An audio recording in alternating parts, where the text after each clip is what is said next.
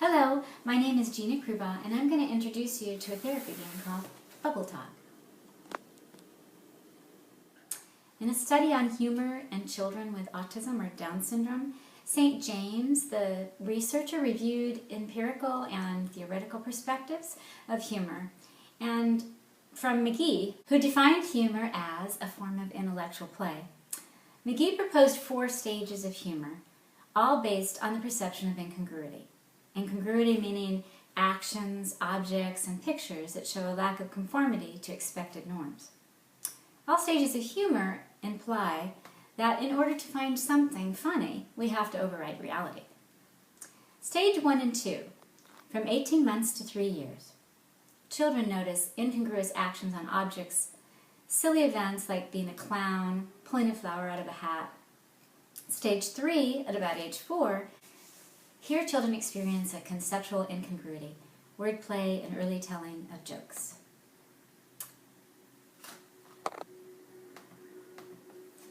McGee's final stage speculates at about 6 or 7 years of age is when children appreciate the ambiguity or multiple meaning of words. So what are some types of humor? Well, there's visual humor. It's easier to understand, that ambiguous action or event. And then there's linguistic humor. Linguistic humor uses a sound play as a funny element. A phonological joke goes something like this. What's a horse's favorite game? Stable tennis. Or you can add in the laughter. By 1st or 2nd grade, children are understanding jokes with a phonological punchline. And 1st or 2nd graders love the knock-knock jokes. Here's one. Knock, knock. Who's there? Justin. Justin who? Just in time for lunch. Or how about the metathesis in the joke? What's the difference between Shrek and a bowl of carrots? One is a funny beast, and the other is a bunny feast.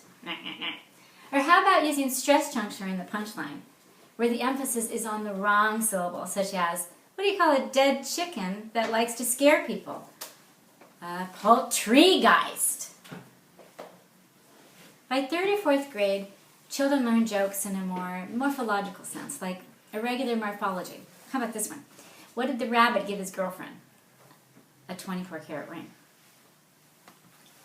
What kind of animal comes out only on cloudy days?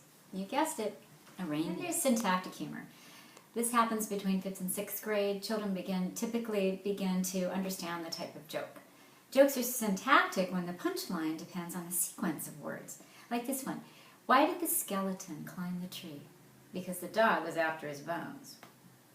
Or finally, how about applying a metalinguistic element to a joke, where the funny part depends on language form and not meaning? Okay, I've got one. What 2 letters of the alphabet contain nothing? MT. What bird is with you every meal? A swallow. Why did the bee go to the doctor? Because he had hives. What do you call a grumpy cow? Moody. Figurative knowledge is necessary too. Why did the owl say tweet tweet? Because it didn't give a hoot. Here we have to know that the expression to give a hoot means not caring about something. Of course, all jokes and riddles depend upon vocabulary and word knowledge. In the joke, we have to listen to the letters MT and relate it to the meaning of an actual word, empty. Why teach humor? To increase social emotional development, to decrease anxiety and tension, to encourage creative thinking. We know that children on the autistic spectrum have trouble with interpreting humor. It's a very important social skill for getting along and relating to others. And it's been well documented that laughing relieves anxiety and stress. But students with Asperger's syndrome, for example, do not understand jokes, especially if the joke is on them, and that leaves them open also to ridicule. Children with semantic language impairment have more difficulty understanding word meanings, and that means they're going to have more trouble understanding linguistic humor. Researchers have learned that children interviewing children, that a sense of humor can help them cope with their anxieties and their fears. But they need to be taught that the punchline is supposed to connect to earlier information in the joke. With all that we need to know, it's a wonder that it's difficult to interpret a joke, and that's no joke. Bubble talk is meant to give the student or client an opportunity to practice their sense of humor, an important conversation and social skill. Because humor isn't humor until it's placed in a social context, which is why it's so important to understand humor. Not only is teaching and using humor in therapy good for social skills, it's good to help maintain attention and increase positive attitudes. Now let's get back to the game. What we have here are many cards with silly pictures. To begin the game, we're given a set of 7 caption cards. They all have captions of what someone or something might be thinking. Next, the players are shown a silly picture. Now here I have a picture of a dog entangled in holiday lights. Or I have a dog on a raft in the middle of the ocean. Kids really love the silly animal stuff. I think I said that. But each player chooses one of their cards to fit the picture. Each player places their card face down for only the judge to see.